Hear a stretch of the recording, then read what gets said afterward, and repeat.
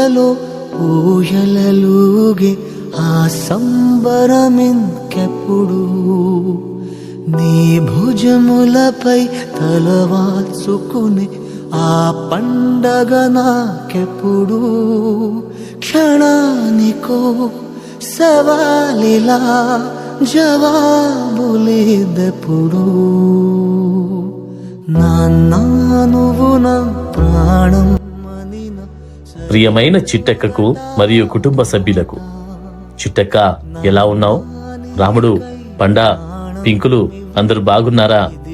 నేను భౌతికంగా మీ మధ్య లేనని ఎప్పుడు బాధపడకండి. నేను ఎప్పుడూ మీ నీడలా మీతోనే ఉంటాను. చిట్టక్క, అప్పుడే ఎంత పెద్దదానివైపోయావురా. నువ్వింక నాకు చిన్న పాపలానే కనిపిస్తున్నావు. నీ పెళ్లి జరుగుతుందంటే నాకు ఎంతో సంతోషంగా ఉంది. నీ జీవితంలో ఇంత ముఖ్యమైన సమయంలో నేను నీ పక్కన లేననే బాధ ఉన్నా నేను నీతోనే ఉన్నా. నిన్ను చూస్తూనే ఉంటాను. అమ్మను, తమ్ముడిని, చెల్లిని నువ్వు బాధ్యతగా చూసుకుంటున్న తీరు చూస్తుంటే నా ప్రాణం ఎంతో ప్రశాంతంగా ఉంది.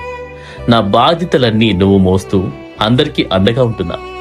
రాముడు, నువ్వు నా బాధ్యతలు తీసుకొని చేస్తున్న ప్రతి పనిని నేను గమనిస్తూ నీతోనే ఉన్నాను. ఎందుకురా బాధపడుతున్నావు?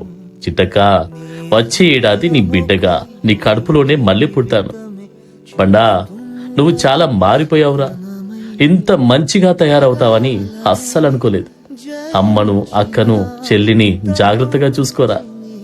ఇక చిన్నన్న, పెద్దన్న, అక్క, బావ, వదినలు, రాజు, లక్ష్మి, భిక్షపతి, రాజు, రవి మరియు నా ముగ్గురు చెల్లెలు మీరందరూ కలిసికట్టుగా ఉండి ఒకరికొకరు తోడుగా ఉంటున్నందుకు నాకు చాలా గర్వంగా ఉంది. అల్లుడు, నా చిట్టక్కను జాగ్రత్తగా చూసుకోండి. నిజాన్నిలా అనేదిలా ఇవాళ నీ ఎదుట